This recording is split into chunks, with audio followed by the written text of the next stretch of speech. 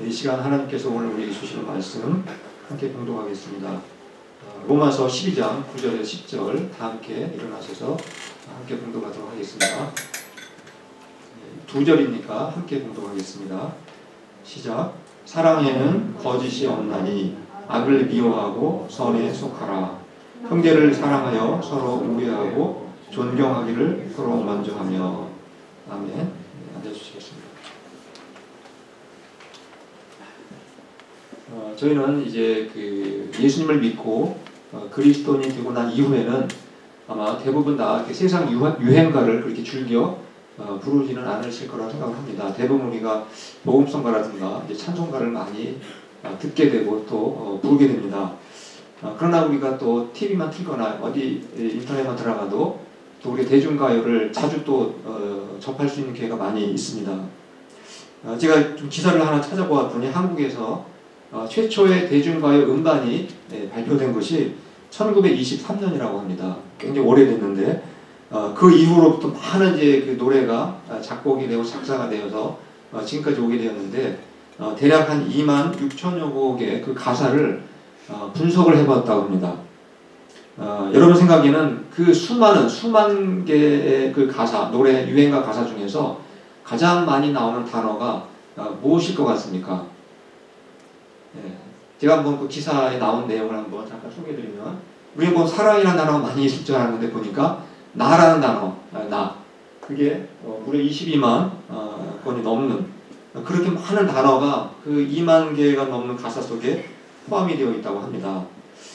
그 다음에 두 번째는 너라는 단어가 역시 12만 8,710회 그 정도 들어가 있고, 그 다음에 세 번째가 사랑이라는 단어인데 82,782회가 그 안에 포함되어 있다고 합니다. 그 다음에 4위가 그대라는 단어가 4만여 개 정도 들어있다고 합니다.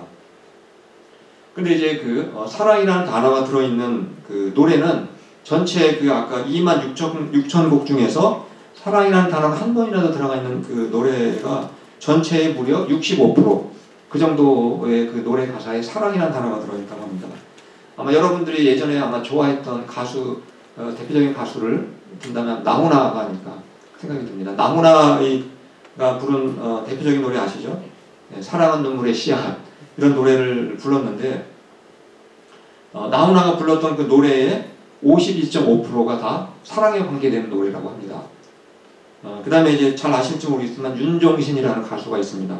그 가수는 61.68%, 그리고 박진영, JYP 사장이죠. 56.4%, 그리고 또 다 잘 아시는 가수 중에 조용필, 창밖의 여자, 가사 보니까 누가 사랑을 아름답다 했는가 이런 가사인데, 조용필도 역시 자기가 부른 노래에 62.64%가 다 사랑과 관련된 노래라고 합니다. 저는 잘 모르는 가수인데 유명한 가수라고 하는데요. SG 워너비 이런 가수는 자기가 부른 노래의 88.3%가 다 사랑에 관한 노래라고 합니다. 그래서 한국의 대중가요에 나오는 가장 많이 나오는 단어를 조합을 하면 그게 바로 어떤 내용이 되냐면 바로 다음 한번 보시겠습니다. 가장 많이 나온 데가 나, 그 다음에 너, 사랑인데 세 개를 묶으니까 나는 너를 사랑해. 또는 네 번째인 그대, 나는 그대를 사랑해. 이게 가장 한국 대중가요의 모든 노래를 요약한 바로 그런 주제라는 것을 우리가 알 수가 있게 됩니다. 그러니 한국 사람들이 얼마나 이 사랑과 관련된 노래를 얼마나 많이 부르고 또 얼마나 많이 듣고 살아가는 것이겠습니까? 그렇다면 우리가 생각할 때 정말 한국 사회는 사랑이 넘치는 사회가 되어야 맞지 않겠습니까? 근데 오늘 한국 사회의 모습이 어떤 것 같습니까?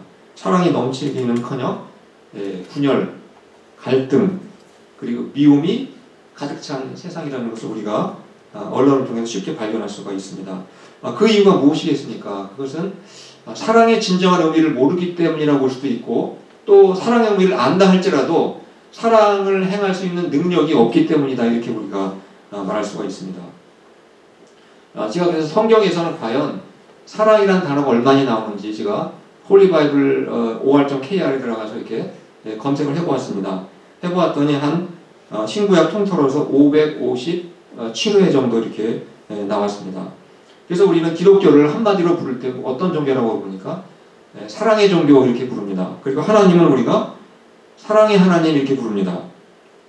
우리 역시 성경을 통해서 또 오늘 찬양을 불렀지만 찬양의 가사 속에서도 우리는 수없이 많은 이 사랑이라는 단어를 듣게 되고 또 사랑이라는 말을 우리가 많이 하게 됩니다.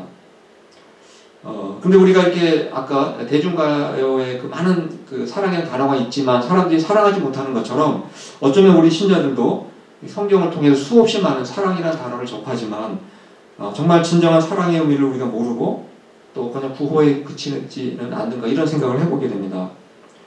그래서 저는 오늘 이제 읽었던 본문 말씀을 통해서 사랑의 진정한 의미는 무엇인가, 그리고 오늘 설교 제목이 무엇이죠? 거짓 없는 사랑이란 과연 어떤 사랑을 말하는 것인가, 우리가 한번 좀 더 깊이 있게 살펴보았으면 좋겠습니다. 예수님께서 세 계명을 주시면서 어떤 계명을 주셨습니까? 서로 사랑하라 이렇게 명령하셨습니다. 근데 우리가 만약에 여러분 그럼 서로 사랑하는 게 어떻게 사랑하는 겁니까? 라고 갑자기 물어보면 여러분 쉽게 대답할 수 있겠습니까? 어쩌면 막연하게 생각이 들 수도 있고 금방 이렇게 사랑은 이것입니다 라고 대답하기가 어려울 수도 있다고 생각을 합니다. 그래서 오늘 우리 읽은 본문을 통해서 사도 바울 역시 우리에게 사랑하라, 특별히 거짓 없는 사랑을 하라 이렇게 명령을 하면서 도대체 어떻게 사랑하는 것이 거짓 없는 사랑인지에 대해서 우리에게 구체적으로 설명을 해주고 있습니다. 그래서 오늘 말씀을 통해서 한번 구체적인 거짓 없는 사랑의 의미가 무엇인지 한번 살펴보겠습니다. 제일 먼저 로마서 12장 9절 말씀을 함께 읽어보도록 하겠습니다. 시작. 사랑에는 거짓이 없나니 악을 미워하고 선에 속하라. 우리가 거짓 없는 사랑을 해야 되는데 그 거짓 없는 사랑의 가장 기본적인 특징이 뭐라고 되어 있습니까? 노랗게 표시했듯이 악을 미워하는 것이 사랑이라는 겁니다. 악을 미워하는 것. 즉 악을, 죄를 덮어주는 것은 사랑이 아니다 하는 것을 우리가 알 수가 있게 됩니다. 우리는 보통 하나님은 사랑의 하나님 이렇게 우리가 알고 있습니다. 너무나 당연한 말씀인데 그렇다고 하나님께서 사랑의 하나님이라고 해서 인간의 죄를 그냥 덮어두시고 그렇게 하나님께서 하십니까? 결코 그렇지 않습니다. 하나님은 인간의 모든 죄를 반드시 심판하시고 형벌을 내리십니다. 근데 우리가 왜 하나님을 자꾸 사랑의 하나님이라고 부르는 것이겠습니까? 가장 기본적인 이유는 오늘 우리가 찬양가사에서도 많이 접했지만 바로 우리가 형벌을 당해야 되는데 하나님께서 우리에게 형벌을 내리셨습니까? 우리에게 내리신 것이 아니라 바로 자기의 아들 예수 그리스도에게 나를 대신해서 내리셨기 때문에 그래서 우리가 하나님을 사랑의 하나님이라고 부르는 것입니다. 그래서 우리는 죄를 너무나 미워하시는 그 하나님을 통해서 우리는 하나님은 얼마나 사랑이 큰지를 역설적으로 우리가 깨닫게 된다는 것입니다. 만약에 하나님이 죄를 미워하지 않는 분이라면 우리는 절대로 사랑이 무엇인지 깨달을 수가 없게 됩니다. 이스라엘 백성들이 애굽에서 해방된 지 40년이 지난 후에 이제 가나안 땅에 들어가기 직전에 하나님이 명령하신 게 있습니다. 어떤 명령을 하셨을 것 같습니까? 바로 민수기 33장 51절에서 52절을 보시면 하나님의 명령이 기록되어 있습니다.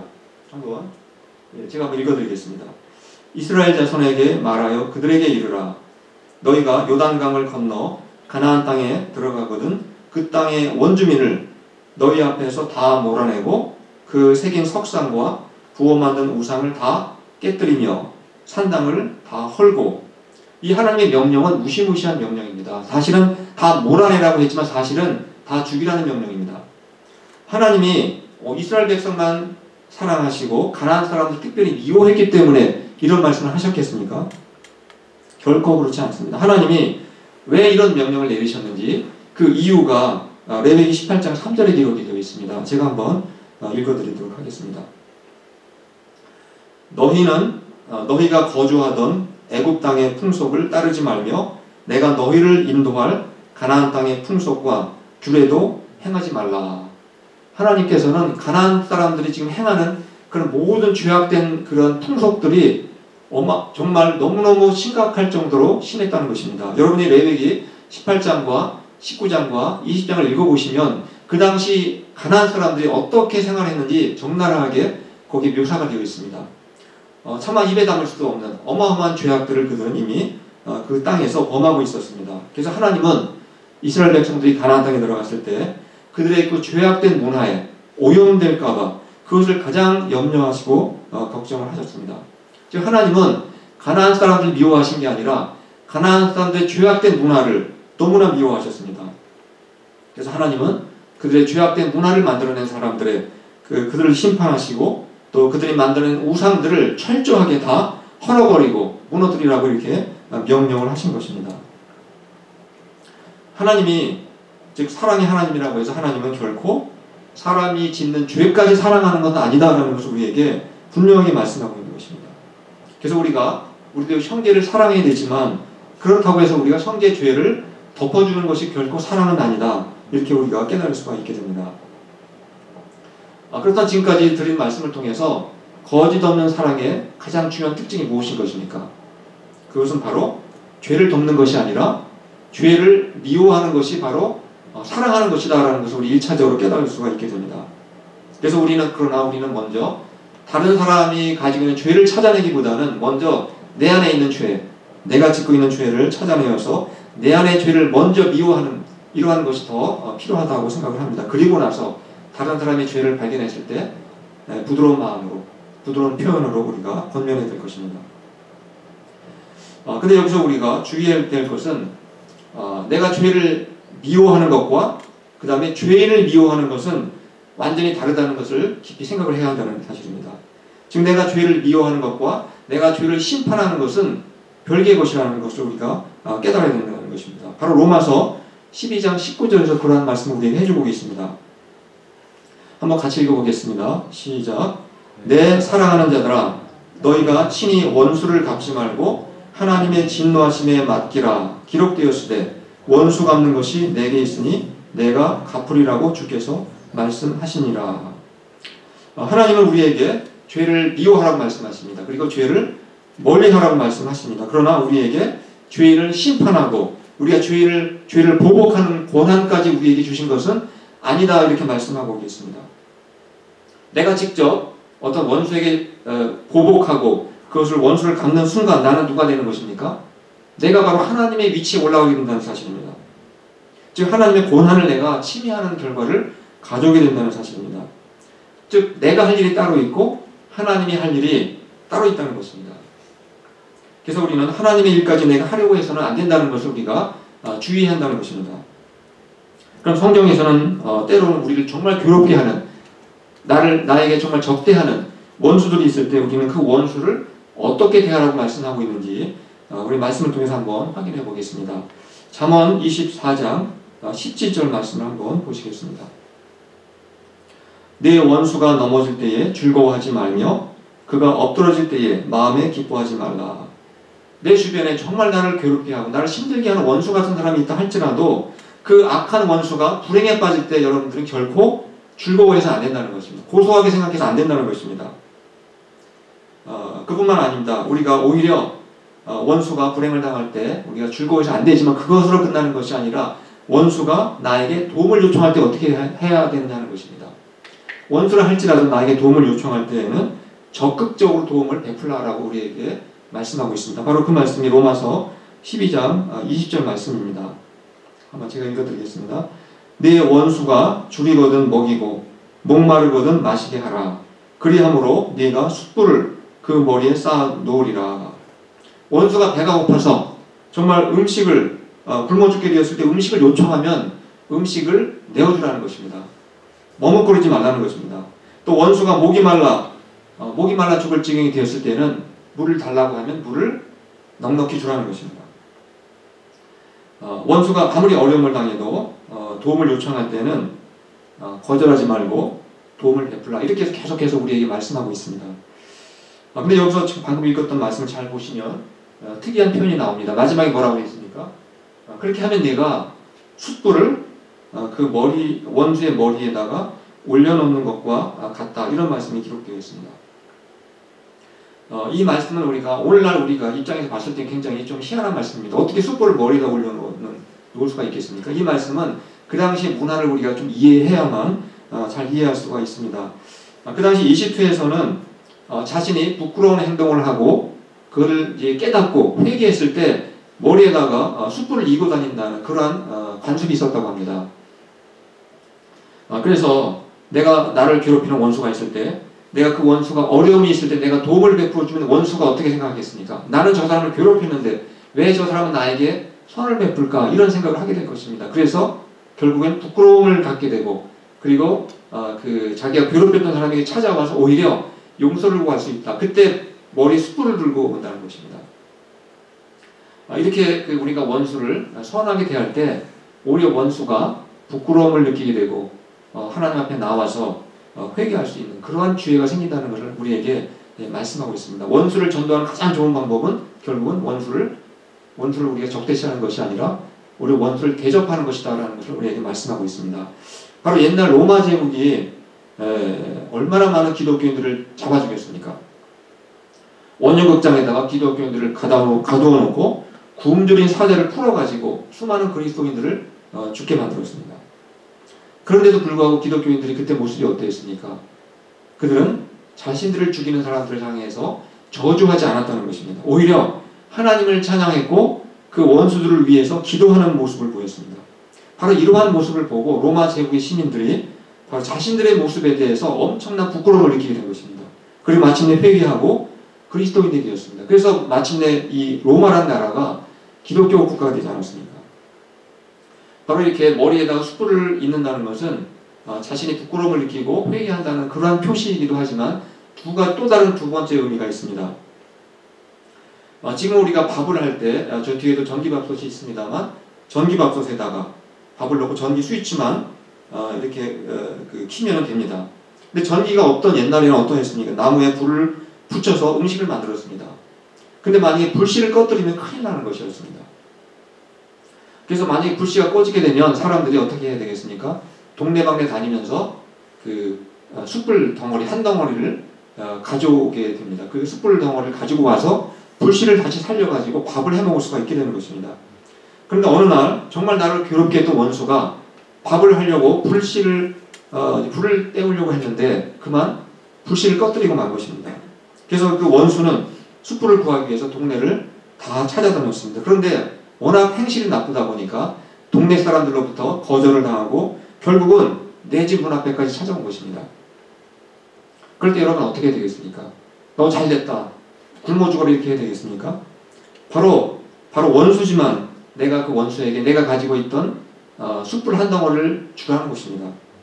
바로 그런 의미에서 바로 이 바울이 그렇게 함으로써 그 원수가 자기 머리에 숯불을 이고 가는 것이다 이렇게 표현한 것입니다.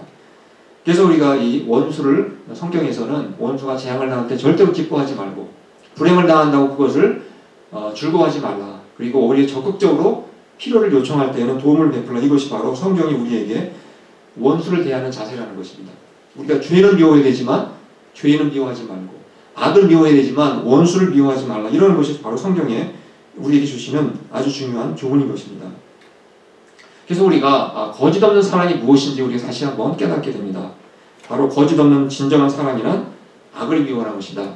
또 죄를 미워하는 것이다. 그러나 죄인까지 미워하지는 말라는 것이 바로 성경에서 우리에게 말씀하시는 거짓 없는 사랑의 핵심인 것입니다. 근데 여기서 우리가 한 가지 좀 의문이 생길 수가 있습니다. 나에게 악을 행하고 나를 괴롭게 했던 원수를 내가 미워하는 것이 어쩌면 너무 정당한 것이 아닌가 그렇게 생각이 될 수가 있습니다. 우리가 억울함을 참기가 너무나 힘듭니다. 근데도 불구하고 왜 하나님은 원수를 죄는 미워하지만 죄인까지 미워하지 말라. 악을 미워하지만 원수는 미워하지 말라. 이렇게 말씀을 하시는 것이겠습니까? 그 이유가 무엇이겠습니까? 그래서 아까도 잠깐 말씀드렸던 것처럼 바로 죄의 심판자는 내가 아니고 하나님이시기 때문에 그래서 우리에게 죄를 심판하지 말라라고 말씀하고 있는 것입니다. 로마서 5장 또 10절 말씀 한번 읽어보겠습니다. 우리 다 같이 한번 읽겠습니다. 매우 중요한 정말 오늘 말씀을 이해하는 데 가장 중요한 말씀이라고 볼 수가 있습니다. 읽겠습니다. 시작. 곧 우리가 원수 되었을 때에 그의 아들의 죽으심으로 말미암아 하나님과 화목하게 되었은즉 화목하게 된 자로서 더욱 그의 살아나심으로 말미암아 구원을 받을 것입니다. 이 말씀을 잘 보시면 우리가 예수님을 믿기 전에 우리는 누구의 원수였다고 말씀하고 있습니까? 바로 우리는 다 하나님이 보실 때 하나님의 원수였다는 것입니다. 하나님이 보실 때 우리는 다 악인이요 죄인이었다는 것을 우리에게 말씀하고 있습니다. 왜냐하면 하나님이 살아계심을 믿지 않고 하나님 대신 우상을 섬기고 있었다면 우리는 다 하나님 보실 때 원수이고 죄인인 것입니다. 자, 그런데 하나님께서 바로 자신의 원수는 우리에게 죄를 갚으셨으니까, 우리에게 진노하셨으니까, 방금 말씀해 보신 것처럼 하나님은 내가 받아야 될 심판을 자기의 아들에게 대신 다 쏟아부으시고 십자가에 죽게 만드셨습니다. 지금 하나님도 정말 자신의 원수인 나에게 죄를 갚지 않고 구원을 베풀어 주셨는데 어떻게 우리가 나의 원수라고 해서 내가 함부로 그 죄를 보복하고 갚을 수가 있겠느냐, 그런 자격이 과연 나에게 있겠느냐라고 우리에게 말씀하고 있는 것입니다. 만약에 내가 누군가의 죄를 나도 보복하고 갚을 수 있다면 나도 하나님으로부터 그런 보복을 당할 때 나는 과연 어떻게 견딜 수가 있겠습니까? 그래서 우리는 비록 나에게 정말 원수 같은 사람이 있다 할지라도 그가 지은 죄는 미워해야 되지만, 그리고 죄를 멀리해야 되지만 죄를 지은 사람 자체를 미워하고 심판해서는 안 된다. 것이 하나님의 말씀인 것입니다. 그 심판은 하나님께 맡기는 것이고 때로는 국가기관에서 대신해서 항의한다 합니다. 그래서 경찰이 있고 검찰이 있는 거 아니겠습니까? 내가 개인적으로 누군가를 보복해서는 안 된다는 것이 성경의 중요한 가르침입니다.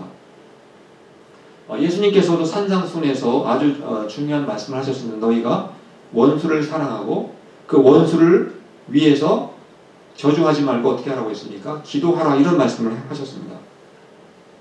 이 말씀 역시 예수님께서는 우리가 원수가 지은 죄까지 사랑하는 말씀이 아니라 원수라는 그 사람 자신은 우리가 사랑하라, 이렇게 말씀을 하고 있는 것입니다. 그리고 원수가 정말 도움을 필요로 하고 할 때는 우리가 적극적으로 도움을 베풀 수 있어야 한다. 그래야 그가 정말 죄를 회개하고 새 사람이 될 수 있기 때문에 그렇게 해달라고 간절히 나를 핍박하는 자를 위해서도 기도하고 심지어 축복까지 하라, 이렇게 말씀을 하고 있는 것입니다. 이렇게 우리가 죄는 미워하지만 죄인을 사랑해야 되고, 또 우리가 악은 미워해야 되지만 원수를 사랑해야 한다면 우리가 어떻게 하나님의 자녀들인 우리의 형제를 미워하고 원수처럼 대하며 살아갈 수가 있겠습니까? 불가능한 것입니다. 그래서 사도 바울은 우리 믿는 그리스도인들에게 어떻게 하라고 말씀하는지 로마서 12장 10절 말씀을 통해서 우리 다시 한번 확인해 보도록 하겠습니다. 같이 읽겠습니다. 시작. 형제를 사랑하여 서로 우애하고 존경하기를 서로 먼저 하며. 바로 내 옆에 있는 형제를 내가 사랑하지 못하는데 어떻게 내가 나를 괴롭히는 원수를 사랑할 수가 있겠습니까?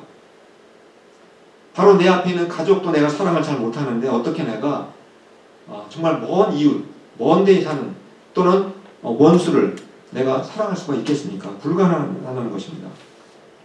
그래서 우리는 먼저 원수를 사랑하기 전에 먼저 할 것이 있습니다. 바로 내 옆에, 내 앞에 있는 바로 나의 형제를 사랑할 수 있어야 한다는 것입니다. 내 옆에 있는 형제에게 먼저 예의를 갖출 수 있어야 되고, 그리고 존경할 수 있어야 한다.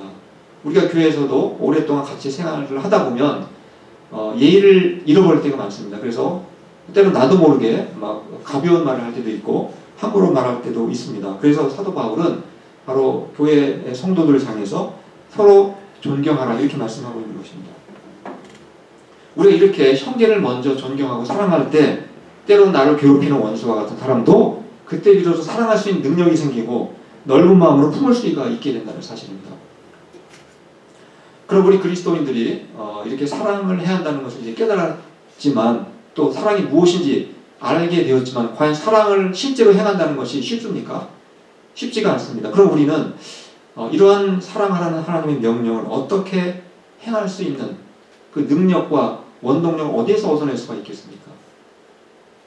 그것은 바로 지금까지도 말씀드린 것처럼 바로 하나님의 원수를 살아왔던 우리를 사랑하셔서 자신의 아들을 대신 심판하신 그 하나님의 놀라운 사랑을 우리가 끊임없이 묵상하고 그것을 우리가 마음속에 계속해서 기억하고, 그래야만 우리가 내 옆에 있는 형제를 사랑할 수 있게 되고 심지어 원수까지도 사랑할 수 있는 그러한 힘과 능력이 생긴다는 것입니다. 이러한 하나님의 놀라운 능력을 우리가 정말 날마다 묵상하시면서 더욱 깊이 깨달아가시면서 우리가 어디에 있든지 언제 어느 곳에서나 늘 오늘 설교의 말처럼 정말 거짓이 없는 참 사랑을 행하시면서 살아가시는 복된 하나님의 자녀들이 되시기를 축원합니다. 이 시간 말씀을 기억하시면서 우리 찬송 같이 부르시겠습니다. 우리가 형제를 사랑하고 원수를 사랑할 수 있는 비결은 바로 하나님의 그 사랑을 깨닫는 길밖에 없습니다. 우리가 하나님의 그 놀라운 사랑을 기억하시면서 404장 함께 찬송하시겠습니다.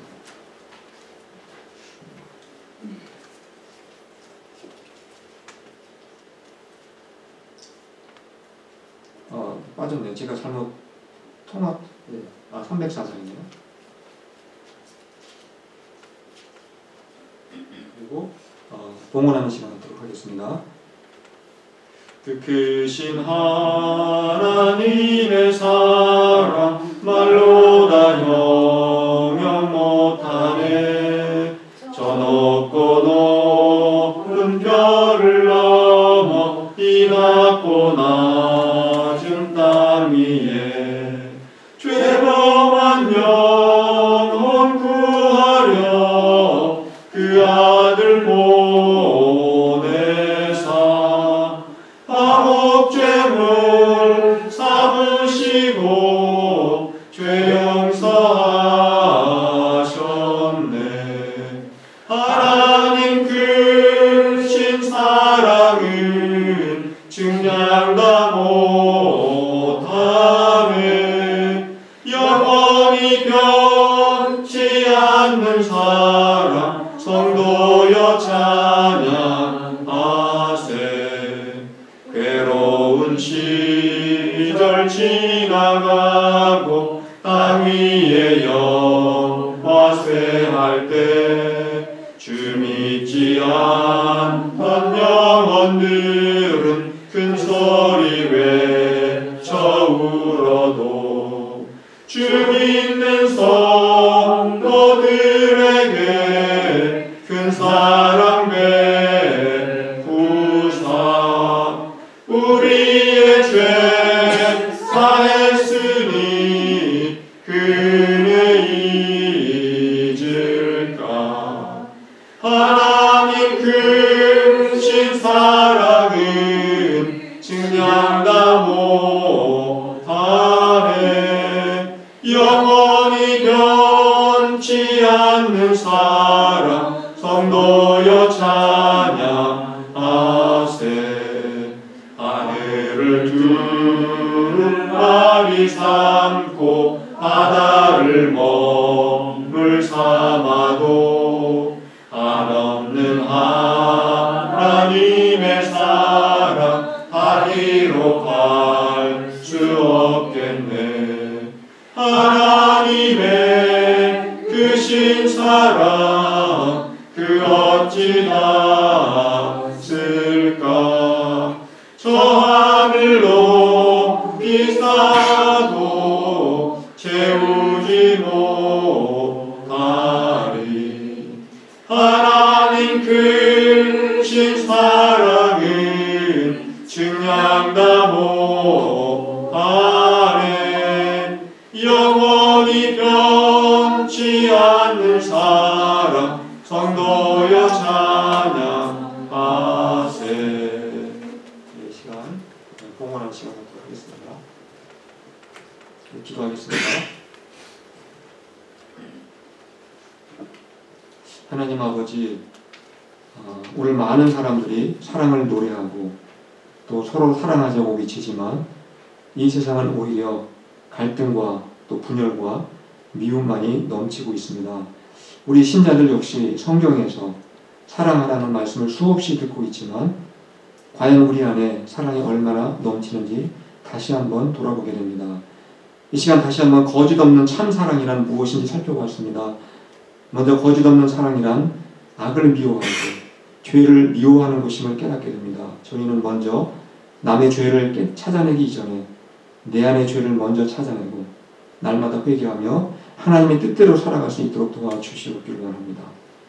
또 나를 힘들게 하는 원수 같은 사람이 있다면 그들이 짓는 죄는 미워해야 되겠지만 사람 자체를 미워하지 않으며 오히려 그들을 위해서 기도할 수 있도록 도와주시옵소서.